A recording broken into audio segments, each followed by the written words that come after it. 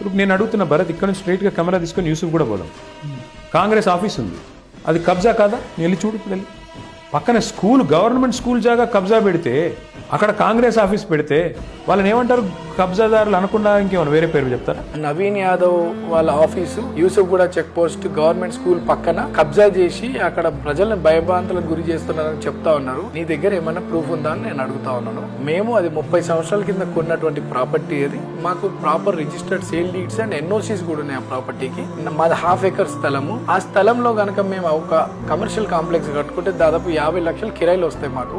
కానీ మా ఫాదర్ ప్రజల గురించి నిరంతరం ప్రజాసేవ, ప్రజల సమస్యలు పరిష్కరించడానికి మాకంటూ ఒక ఆఫీస్, అది పవర్లో లేకపోయినప్పటికీ కూడా నా తండ్రి గారికి సమాజం పట్ల ఉన్నట్టు అవగాహన, సమస్యలు పరిష్కారం చేయడం పట్ల ఉన్నటువంటి అవగాహనతో ఈ ప్రాంత ప్రజలను కాపాడుకుంటాం. మమ్మల్ని నమ్ముకున్నటువంటి ప్రజలకి ఏదో రకంగా మేము అండగా ఈ 40 సంవత్సరాల నుండి ఉంటా ఉన్నాం. ఆ స్థలం ఒక పవిత్రమైనటువంటి స్థలం. ఈ నా ఇల్లు గాని, నా ఆఫీస్ గాని కొన్ని వేల లక్షల కన్నీళ్లు దూర్చినటువంటి స్థలాలు ఇవి. అక్కడ అడుగు పెడితే ఒక పాజిటివ్ గానే అందరు ఫీల్ అవుతారు. వాళ్ళ సమస్య పరిష్కారం జరుగుతుందనే భావంతో మా దగ్గరికి ప్రజలు వస్తూ ఉంటారు. మేమేమో పార్టీ పేరు చెప్పుకోనో లేకపోతే పదవులను అడ్డం పెట్టుకోనో సమస్యలు పరిష్కరించలేదు, ఏదో డబ్బులు వసూలు చేసి సమస్యలు పరిష్కరించలేదు. మాకున్నటువంటి తెలుతో మేము ప్రజాసేవ చేస్తూ ప్రజల్లో ఉంటున్నాము.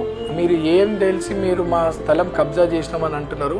ఇంటర్వ్యూలో మీరు అతన్ని అడుగుతున్నారు కదా, పదండి వెళ్దాం యూసుఫ్ కూడా చెక్ పోస్ట్ కి, ఆ స్థలం కబ్జానా కాదా అని ఈ మీడియా ద్వారా మీకు చెప్తున్న కేటీఆర్ అన్నగారు, మీరు మీ ఎంటైర్ బీఆర్ఎస్ పార్టీ, మీ ఉన్నటువంటి ఆల్ మీడియా ఛానల్స్, ఇక్కడ స్టేట్ మీడియా కాకపోతే నేషనల్ మీడియా కూడా తీసుకొని రా, ఇదే యూసుఫ్ కూడా చెక్ పోస్ట్ కి రా, నాకున్నటువంటి documentation I will show to the public. మీరు నేను కబ్జా చేసినట్టు కనుక ప్రూవ్ చేస్తే నేను రాజకీయాల నుండి తప్పుకుంటా. ఒకవేళ కబ్జా కాదు, ఇది క్లియర్ టైటిల్ ప్రాపర్టీ, మా కుటుంబం కొన్నటువంటి ప్రాపర్టీ అని నేను ప్రూవ్ చేయగలిగితే మీరు మా కుటుంబాన్ని పక్కన పెట్టుకొని మా జూబ్లీస్ ప్రాంత ప్రజలకు మీరు క్షమాపణ చెప్పాల్సినటువంటి అవసరం వస్తుంది.